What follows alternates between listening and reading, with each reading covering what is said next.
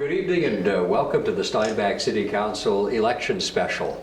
8 of our City Council candidates are here this evening. 2 couldn't be here because of illness or other things that had come up. We're going to cover some issues tonight that have received a fair amount of discussion this campaign, such as the multiplex, and we'll also talk about things like Sunday shopping.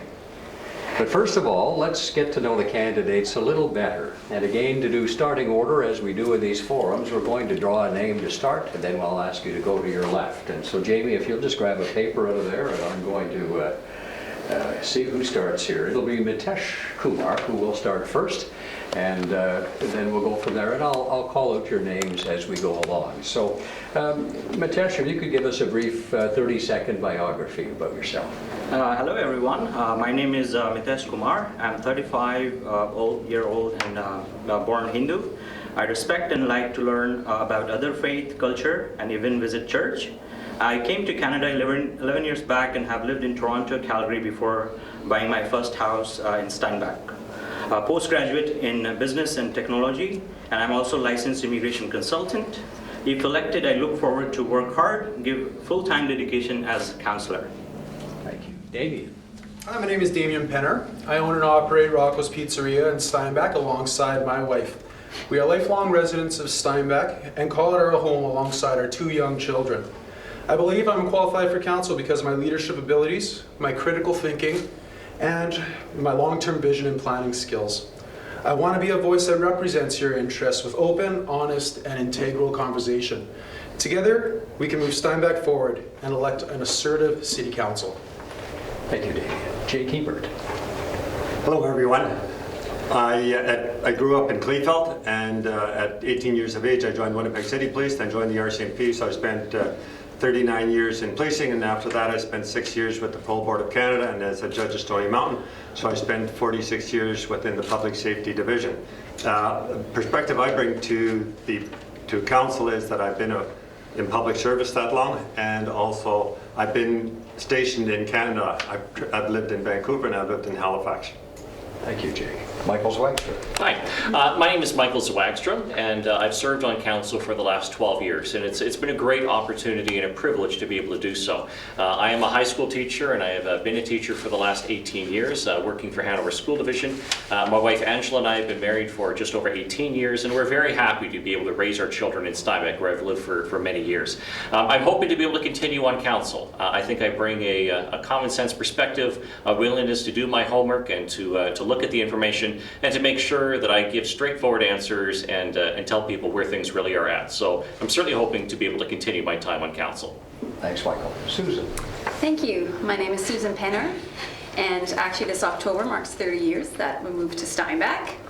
I'm running for my 3rd term as councillor. I'm married to John and we have 3 children. And career-wise, I'm a marketing consultant and have my own marketing company called Guideline Marketing. In terms of council, it has been a great privilege to serve on council for the past 8 years. I have done what I've intended to do, just be a common sense voice for the people and stay connected to the people that elected me. And I'm hoping to do so again for another term. Thank you. Thanks, Susan. Adam Crookes. Yeah, my name is Adam Crookes. My wife and I have enjoyed living in Steinbach our whole lives. We've raised both of our kids here, obviously. I was on the fire department for 19 years, and so with that along came some skills that I ended up buying a business here about 8 years ago, SCR, just in the north part of town here. And I'm looking forward to joining council. I love building up the people around me, working together as a team, and so I'm excited about the future. Thanks, Adam. Jac Siemens. Hello, my name is Jac Siemens. I'm seeking my 4th term on Steinbach City Council. I'm married to Audrey, and we have 2 adult children that are married, and they've provided 3 grandchildren, which we thoroughly enjoy. I lived in Steinbach my whole life, and I've worked in Steinbach my whole life. Currently work in a management position at Keystone Agromotive. I've been on council the last 12 years. It's been a lot of fun. Learned a lot. My motto from day one has been, I will continue to make Steinbach a safe place to raise a family, to live, ride a bike, and worship. And I will continue to work at that. Thanks, Jake. Bill Hiebert. Hi, I'm Bill Hiebert. I was born and raised in Steinbach. I'm married to my wife, Darlene, for 36 years. We raised 2 daughters and a son. We have 4 grandsons. I have served 38 years in car sales with the GM dealership here in town. Through that, got to know a lot of people, gained their trust, and I'm hoping to gain your trust as a city councillor in Steinbach. Thank you very much, candidates. Well said. So now we're going to go on to the issues, and I'm just going to ask that we draw a name out of the bin to see who goes first here. And what we're going to do is ask for about a 1-minute response, and then there will be a little time after that if you wish to add anything or clarify anything. So Michael Zwaagstra is the first name out. So let's talk about the multiplex and recreation and arts facilities. What do you feel should be the priority for City Council when it comes to new facilities? Would you push for a new arena or soccer dome or performing arts center? And where would you want it built?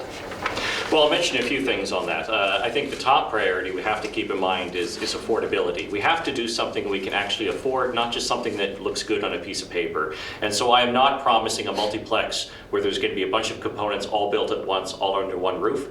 I do think that if we break it down, there are some things we can reasonably do. I would like to see a new arena built in a non-downtown location. It is feasible if we have enough private sector support and support from other levels of government. I know that there's probably some significant private funds that are available for that. I would like to see some sort of soccer facility, a soccer dome, and I think the ideal place for that would be at the soccer park. So I don't think it needs to go in the same location as the arena. But really it's important to make sure that we're actually able to do it. And so if we're going to build something, I want to make sure that it's not something which is going to have a significant impact on taxes, that we're not going to be borrowing for long periods of time. We need to make sure that we do something that is accessible and affordable. Thanks, Michael. Susan. Thank you. My vision for recreation would be more to spread out the components of recreation. So we could build an arena at a non-downtown location, a soccer facility at the soccer park, and keep the arts downtown. We hear a lot about parking and congestion when it comes to recreation downtown. So I think if we do everything in one location out of town, we're recreating the same problem, just at a different spot. As Councillor Zwaagstra said, affordability is key. I will support something if it's reasonable. I do not want to spend more than we are already collecting in our rec fund, which right now is over $1 million per year. And we also need to get private money and other levels of government as well on board to support these projects. Thanks, Susan. Adam. Yeah, going to probably sound a little bit like a broken record. It is definitely time for us to get going on this project. Definitely had my eyes open at the Arts Center a little while back when I went and had a tour there. It's time to get going with that kind of a project.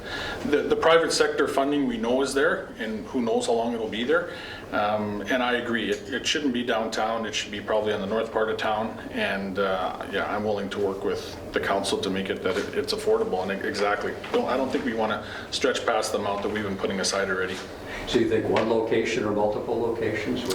For the arena and the arts, I believe it could be together, but I agree the soccer dome should be where the rest of the soccer is, absolutely, yeah. Jac Siemens. That's a good question. We've answered very many times already. The multiplex opinion starts with a vision. The new council's got to come up with a vision of what they see it looking like. My vision for a multiplex would be first a soccer complex of some kind, an indoor soccer complex, because it's low-cost recreation and for a lot more participants involved. And that I can see as well at the soccer park. I've seen an indoor arena that we need to replace because of aging facility. I would like it out of town as well, and I have my preferences to that. We do need a performing arts center, but also that includes day space.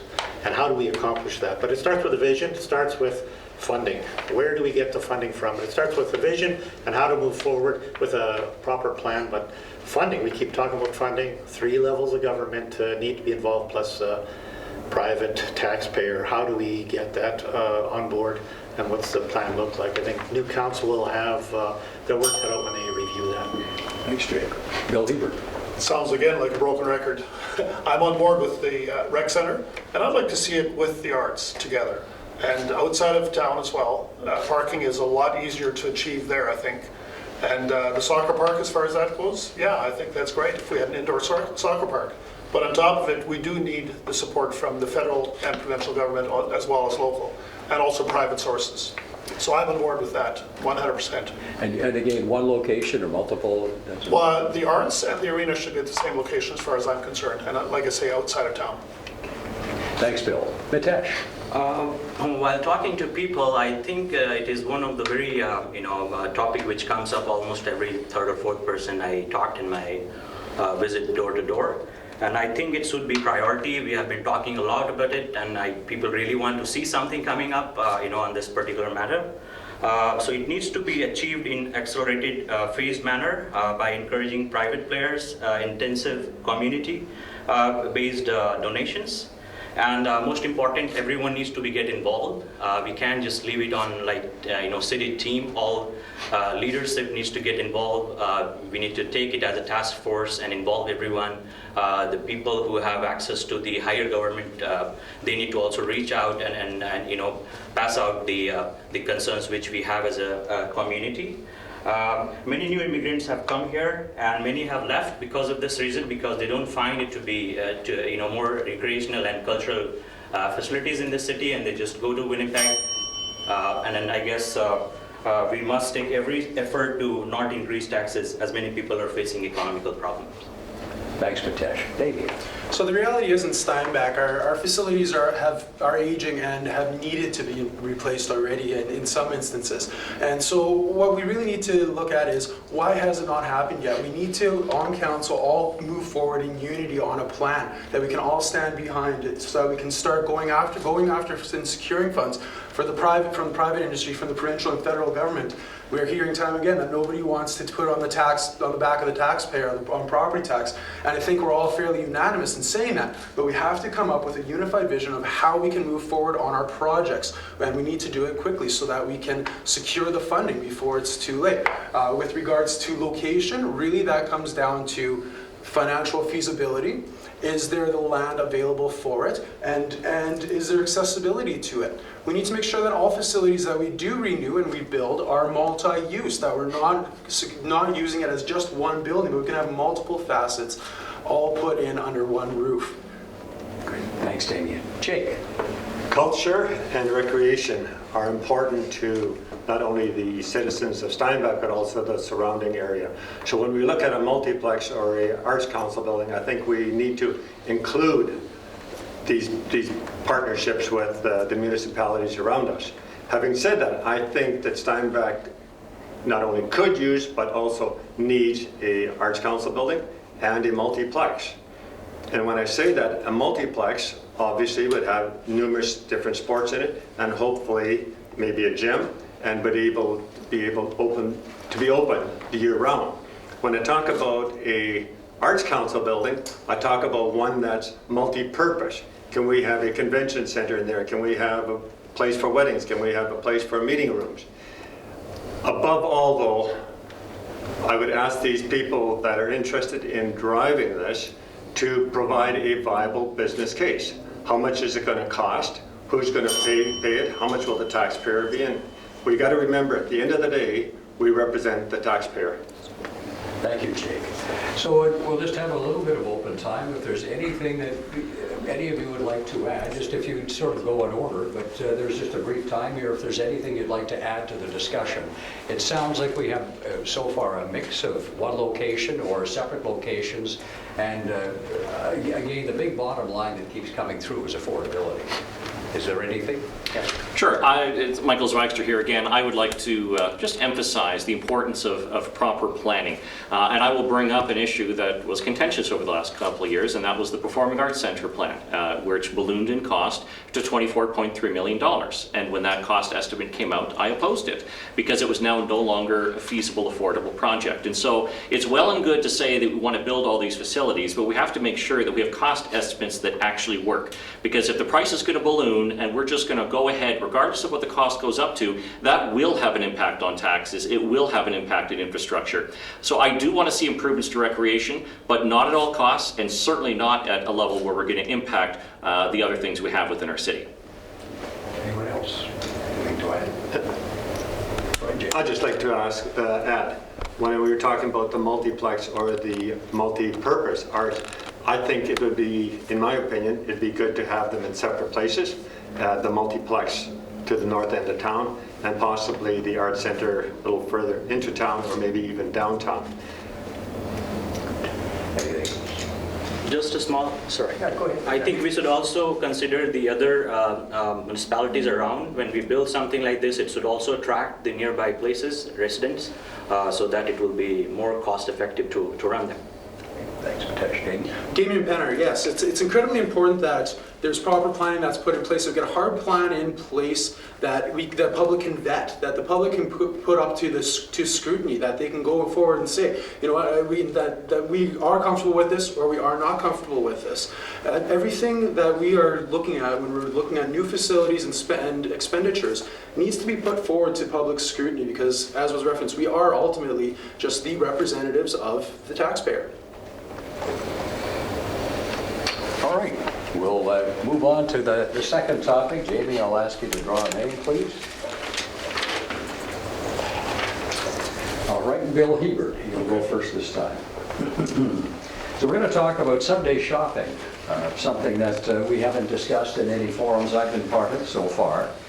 It's been an issue in front of City Council in the past few months, and I think I'd like to start off by asking, how do you feel about Sunday shopping in Steinbach, and why is it different than restaurants being open on a Sunday?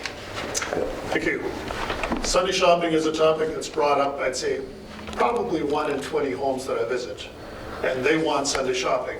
The rest, I get quite a few people saying they love the tradition of this community where Sundays are quiet, it's a family day, and I personally, I'm totally good with that, and I believe that it's up to the Chamber of Commerce to make the final decision when it comes to that, and I think what the council has done at this point, not putting it on as a referendum, I think is a good choice. Thanks, Bill. Mitesh? I believe referendums should be used very carefully because it will set precedent, and it should be only used after using all other exploring other options.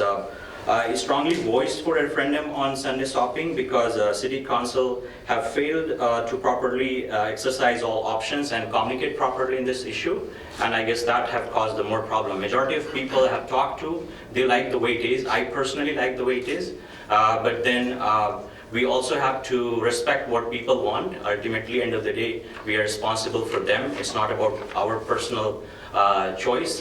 We have heard from some leaders saying that they don't like it, so they don't want it that way, or because they love it that way, that's how it has to be. It can be like that. We have to respect people what they want, even if we don't like it, that concept.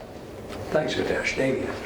Right, so with Sunday shopping, I feel that City Council actually missed an opportunity to hold a non-binding referendum to get the feedback of the community. It's something that has been a hot topic for many years now, and the reference keeps going to the business community, and the people have not had the option to have a voice as to how they feel about it. Where I stand on Sunday shopping is, to me, it's larger topic than just Sunday shopping. It's about when government should and should not be involved in citizens and businesses' everyday life.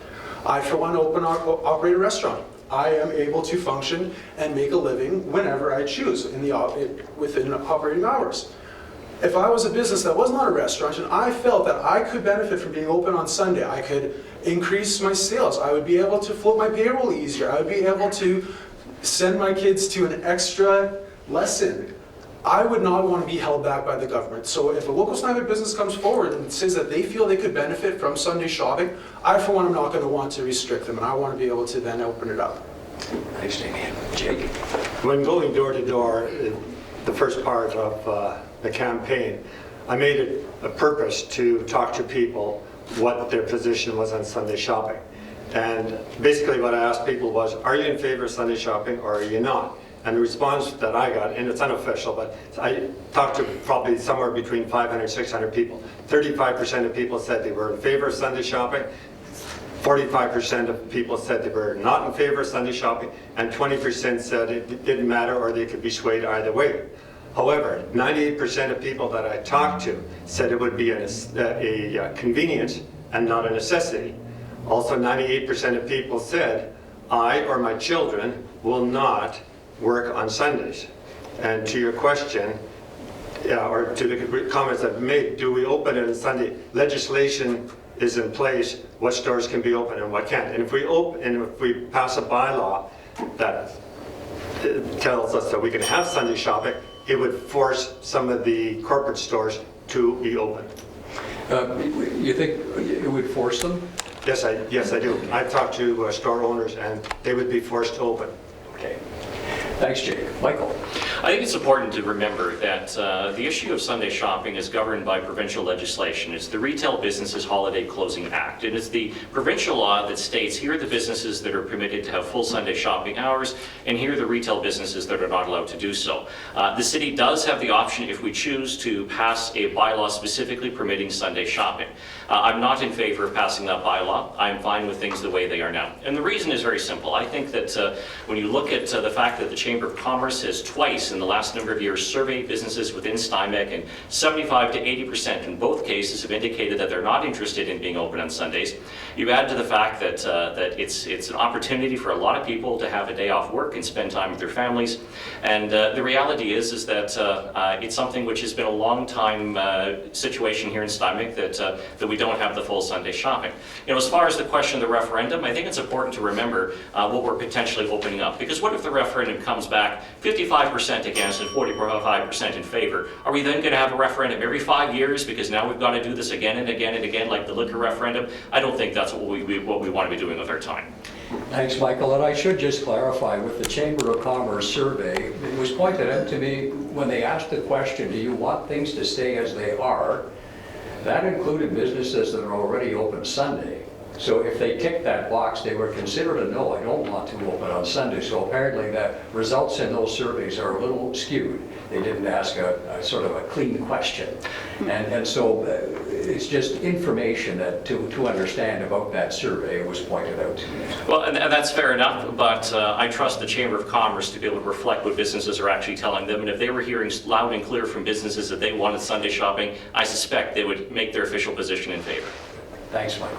Susan? Thank you. Well, for the previous 8 years, I actually have not heard a lot about Sunday shopping. It has not been a hot topic, at least from what I'm hearing about it. So this spring it became a hotter topic, as it were. But as per the referendum, I'm opposed to that. For one person to come to council and ask for a referendum on something doesn't really make sense, because then anybody could come to council and request a referendum. Then we're going to be having referendums for multiplexes. We're going to have referendums for, well, whatever somebody requests a referendum for.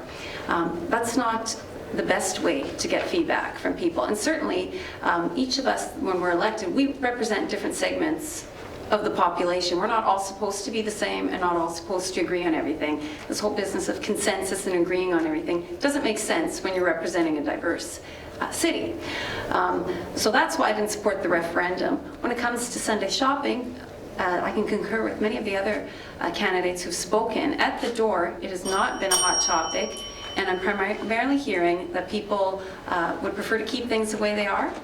So that's my position right now as well. Thanks, Susan.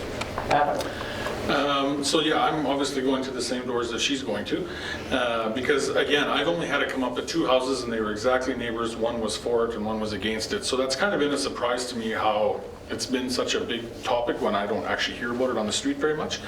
I'm in a complete different business than Damian, so if I was allowed to be open on Sunday, I wouldn't be. There's often a lot of Saturdays in my business where I don't need to be open.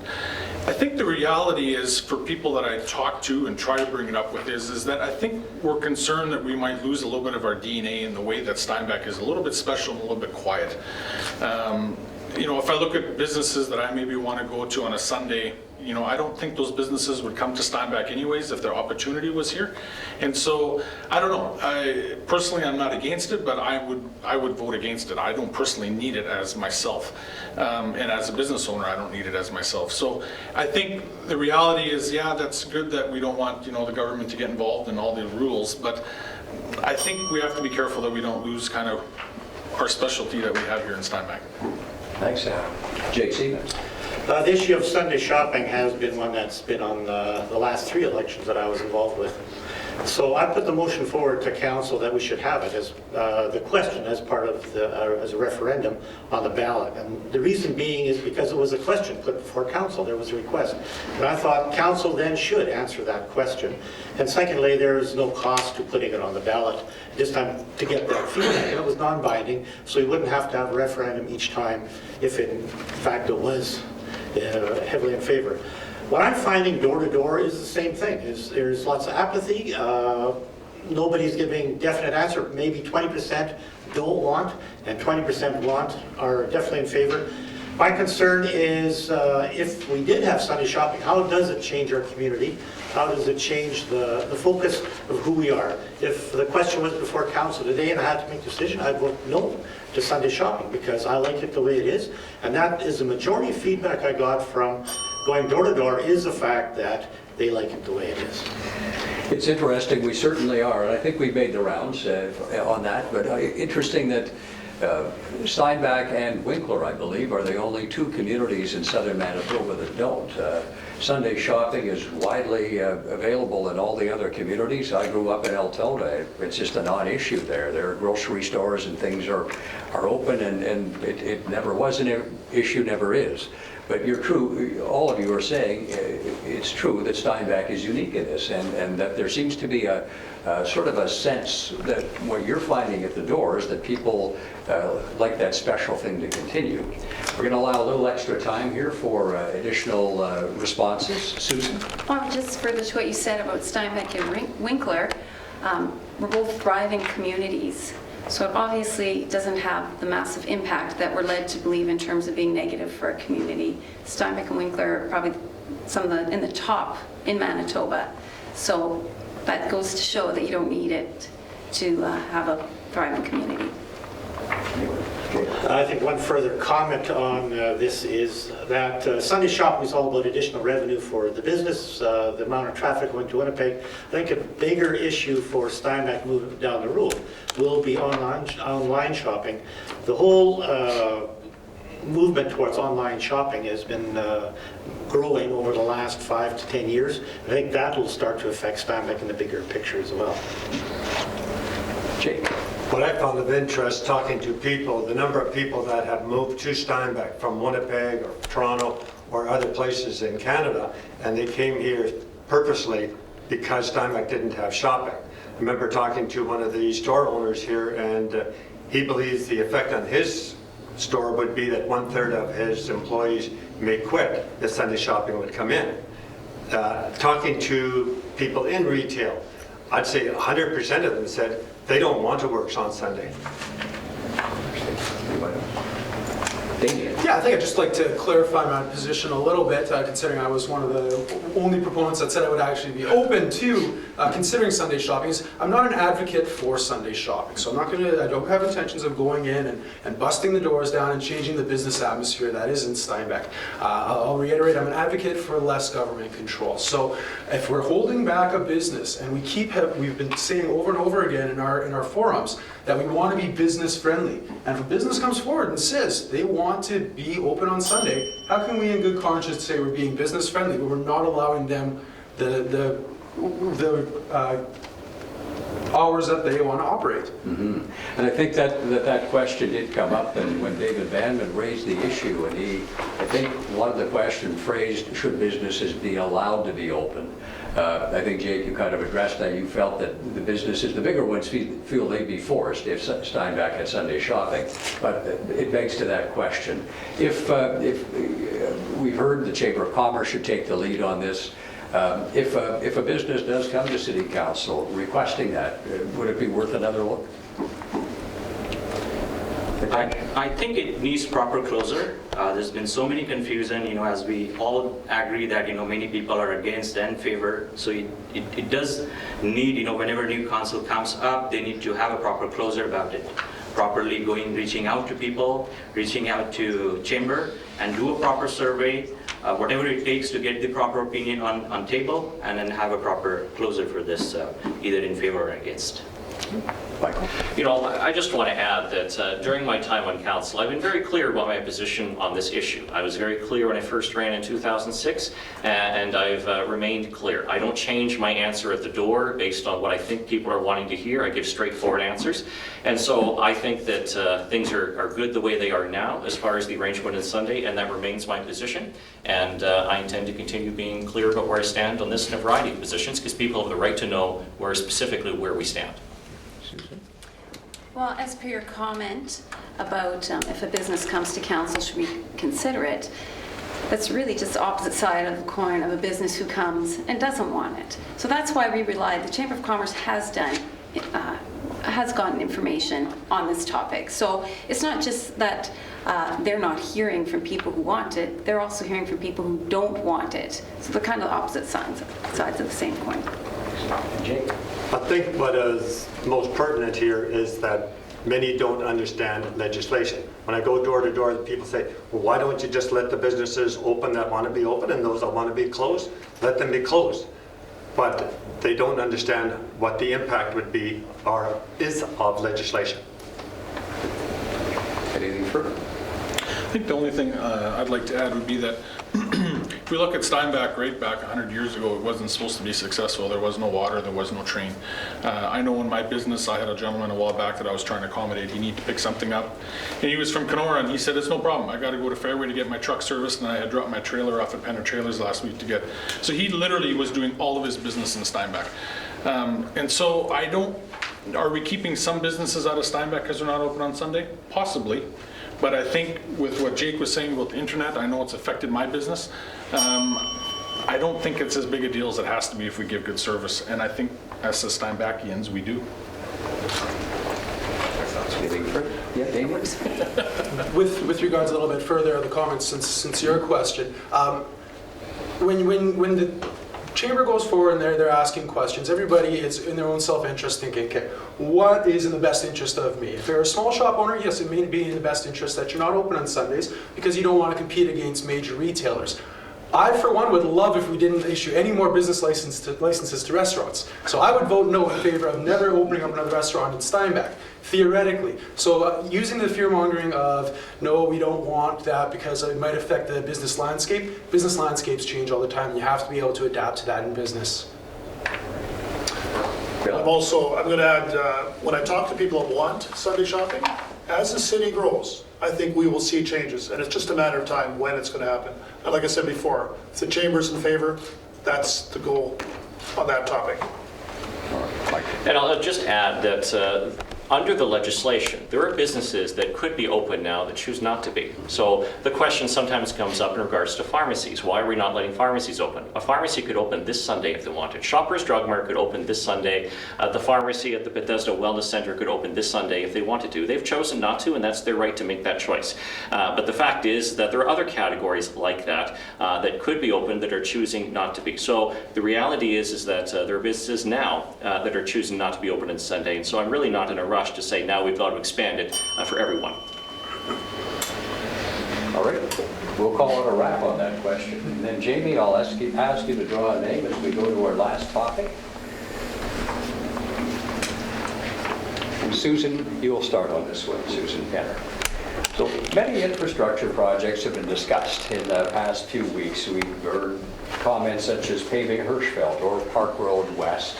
The Clear Spring Green sidewalks have come up, and we've had the question about paving ditches. As far as infrastructure priorities, what do you put at the top of the list? What would you put as the highest priority of some of these things that have been talked about? Do you have any special projects that you think need to be done, or carry on with the city's 5-year plan as identified by engineers? Well, we do spend a considerable amount of money on infrastructure, and those aren't decisions that are made overnight or even months ahead of time. So when we have our study sessions in November, even when we make a decision then about an infrastructure project, it's not happening in summer. It could happen years down the road. These are long-term plans for the majority of infrastructure projects. One thing that's very important is drainage. So when we hear joking about the pavement in the ditches, well, you can joke about it until there's a massive, event where there's lots of rain and there's flooding and that type of thing in basements, and then it's not really quite such a joke anymore that these ditches are able to drain water as quickly as they are. We live in a very flat landscape, which proves to be a challenge for drainage. So that's certainly something we need to keep in mind. Water treatment facilities coming up again, that's a very long-term project. We're already talking about lagoons and landfills. As soon as one's done, the next one is coming down the pipe. So the thing to keep in mind is infrastructure projects are generally big picture and long-term. Thank you, Susan. Adam? Yeah, I agree. Obviously, I don't know all the rules and that, but I think our city does a good job for the most part of doing diligence and fixing. I mean, obviously, I don't know why we redid Hessler. I don't understand it all, and I don't need to, because for the most part, I think our city does do a good job of being proactive. But yeah, there is big stuff coming down the road, you know, even the garbage dump. Who wants to talk about that? But there's some big numbers that are being thrown out over a project like that. So I think back to the sidewalk issue that I had brought up, I think that issue could have maybe been brought a little bit better with the developer. I think that should have been in the plans right from day one, where now the city doesn't have to look at picking up all the tab or going back to taxpayers and asking them to chip in. So that's kind of the stuff that we need to look at, being a little more proactive up front on, that doesn't come behind and it ends up being a problem. We have a lot of developments in our areas with no sidewalks, and that doesn't really make sense because we're all about families in this community. Thanks, Adam. Jake? Infrastructure is a topic that council spends probably 50 to 60% of their time on, different study sessions and discussion. And it's not necessarily about what we need to do in the next year, but what we need to do in the next 5 to 10 years. We've already had discussions on expanding the lagoon, on what happens 20 years from now when the landfill needs to be moved to a new location. All these different discussions, they're ongoing discussions, and they are part of our 25-year plan. And then we review our 5-year plan, and then we review our plan, what's going to happen in the next year and years coming up. All the processes, though, we have a lot of background information from our engineering department. Our city staff and administration have done a very good job of keeping us up to date with where we need to go and what we need to be doing. And we have to trust, they're the professionals, we have to trust the input into all of that. The infrastructure also includes our sidewalks and our pathways and so on, and we need to continue to develop those pathways so we connect all our micro neighborhoods in Steinbach. Bill? Yeah, infrastructure renewal is obviously very, very important. And I believe that we have a lot of streets in this community that are dips, have a lot of dips, and there's potholes and stuff like that. And I'd like to see that addressed. And I know that there's a long-term plan. And on top of that, sidewalks, walkways to make areas safe. The area we talked about Golf Green area, I believe we need to do something about that very soon for safety reasons. And also bicycle paths and stuff like that. I believe that's all very, very important. But again, infrastructure is important and it needs to be planned and properly planned. Bill? Mitesh? So we are, trying to make this city more friendly for more residents to come, enlarge our tax base, attract investment. So we need to really give priority to our infrastructure. Walking, very important. In the many major cities I've lived, they plan it right from the day one that it is, people are able to walk. They shouldn't be forced to drive if they don't want to. So we really need to prioritize that, the walking path and bike paths. Traffic has also been discussed. There's been a lot of issue with that. So if we work on these things, it's going to ease some of those traffic as well. That's my take on infrastructure. Thanks, Mitesh. Damian? So infrastructure in the public eye is the least interesting, probably the least noticed unless there's a problem, and yet for the city is the most expensive and in reality our highest priority. So when moving forward on infrastructure, I feel the city has done a very good job, and I do commend the city current council and the city planners for moving forward with the infrastructure. But we need to make sure that anytime we're looking at a new development, we're looking 10, 15, 20 years down the road, and what are the impacts for this? In 20 years, my children will be at the age where they may be looking at moving to a different community, and I'm going to be held accountable from them 2 decades from now, and I don't want them coming back and saying, "Dad, you made a mistake when this happened. So I'm in this for the long term, and it needs to go through long-term thought process, not just a short term in 10 years we're renewing this. Clear Spring Greens is a great example of council being, and City Hall, in the past, being incredibly reactionary on their infrastructure. They created it, they built it, they allowed it to go developed without long-term thought process, and now we're in a situation such as this. Thanks, Dave. Jake? Yes, Daryl. As you know, I've lived in Vancouver, I've lived in Halifax, and I've lived in between numerous times, and I've had the ability to, or the opportunity to observe different cities and their infrastructures. When I look at Steinbach, we just won the award, I think, for the cleanest city in Canada. And I think we need to pat ourselves on the back, and to the employees of the city and to the council of the city for gaining that for Steinbach. Having said that, when I look at all the infrastructure in town, I'm impressed. Overall, our streets are good, our water's good, our sewers are good, everything is good. I'm taken a little back at some of the sidewalks. All the cities I've been in, I've noticed they had at least sidewalks, at least on one side. Most cities have sidewalks on both sides. And then I think it's important, especially when we think of safety for our children, safety for our seniors, and safety for our handicapped people. There's a lot of people in town that are on the scooters and not being able to go from one area to the other, or being in danger. I don't think that's the right way to go. Council needs to ensure that our citizens are safe.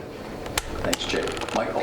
You know, there's an old saying that when everything is a priority, nothing is a priority. It's easy to say, this is a top priority, multiplex is top priority, this other project I want to do is a top priority. I don't use that phrase, top priority, very often because I want it to actually mean something. Infrastructure is a top priority. It is the one thing that cities do that is completely under city jurisdiction, that if it does not work, not a lot else that we do as a city is going to matter. If the water doesn't come out of our taps and it's not safe, doesn't matter how nice a multiplex we have, we've got a problem. If our roads are crumbling and falling apart, that is a major problem. If water main breaks become more and more frequent, that is a major problem. And so this is our major spending area. That is why we're building our secondary water treatment plant. It's an $11 million project. The city has to put up half of that. The other half is coming from the federal and provincial governments. The city has to do the underground road reconstruction. That is not cheap. We're doing a lot of that in our downtown core area because that's some of the oldest parts of our city. We need to do it now so that it costs less to fix it in the future. Infrastructure is absolutely important, and we don't cut back on it in order to try to do everything else. Thanks, Michael. Open to additional comments. Susan? Yeah, I also wanted to follow up. We also hear comments about Hesper. Why is Hesper being paved? Well, there too, as Councillor Zwaagstra alluded to, our underground infrastructure is extremely costly to repair and fix. If we do an asphalt overlay at the right time, we can extend the life of that underground infrastructure, sometimes by decades. So it's not a joke. We're not paving just for fun, just because we want to put more money into pavement. These are actually, again, thought out projects that are actually preventative to bigger expenditures down the road. And I just want to say as well, to sometimes get the impression that people think we spend too much on infrastructure, but to take money out of that and refocus on projects like multiplex or like we did at the pool is very short-term thinking, because councils in the term or two after that are going to have to make up for a lot of problems. So it's very important that infrastructure, we do realize that that is our primary objective. Anyone else? Jake? Just to respond to your Clear Spring Greens and Deerfield, those were projects done in the 80s by City Council. That was a reaction to periphery development all the way around Steinbach with the rural lots, where it was a lot cheaper to, the taxes were cheaper and the lots were bigger and you could have your own well. And that was the city's reaction to, at that time, that was just a decision that council made at that time. When 12 years ago we got on council, that was one of the things that we stopped at that point, because that was a very contentious issue. We have found since that the low pressure sewer, as it flows into the gravity sewer that the city has, is where there's a lot of problems with it then, because that's where the sewage causes different issues going.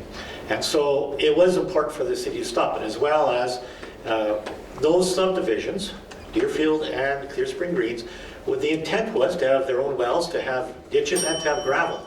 And Now, it's all understood that way by the first-time owner. The second-time owner wants the same water and sewer and services that everybody else has, so they don't understand what the concept was going in, and now we are stuck with that, and we'll deal with it. Anybody else? I think the important thing to keep in mind is that when it comes to infrastructure, we just need to emphasize how important it is to do it right at the outset. And so the rural residential service category that had been created, it was done with the best of intentions. It was done to make Steinbach more competitive with neighboring municipalities. But we now see in the long term that that was not good city planning. It was not right planning to have neighborhoods like Deerfield and Clear Spring Greens that do not have the proper connections, that do not have the proper city services. And we are dealing with the effects of that now. And that is why we removed that zoning category 12 years ago. But of course, we couldn't retroactively take it away from the areas that had been established. And it's no fault to the people that live in the neighborhoods. It's just that's simply how it was developed. And so the moral of the story is we have to make sure that when it comes to basic infrastructure, that we're not cutting corners, that we're doing things right. And that means that we have the drainage set up properly. And yes, it means you put the concrete bottoms where it needs to be. It means we follow our road renewal program as we have it. And it means we continue spending significant dollars in upgrading the underground infrastructure. And if I'm not mistaken, I believe there's a report coming back to City Council somewhere in the next few months from the administration on the Clear Spring Green situation, what the solutions might be, what they might cost. And I gather those of you who are sitting on council will then deal with that issue. Anything you'd like to add? Anybody else on? Yes. I think what's important, and Councillor Zwaagstra spoke about it, the extra cost that Clear Spring Greens will cost us when we upgrade it and if we upgrade Deerfield. But I think we also have to remember with annexation and stuff, there will always be an expectation by people in those areas also to upgrade the infrastructure. So as been not only alluded, but has been said, infrastructure is very expensive and will continue to be expensive for some time to come. Nice to be a growing city, but that's one of the, I guess, downsides to the upside is keeping ahead of the curve for development. Candidates, thank you very much. It's been an enjoyable discussion. I think a lot of information. You have all represented yourselves very well, and I think that our citizens have a really good choice to make come next week, Wednesday. And thank you for your attendance here this evening. Thank you.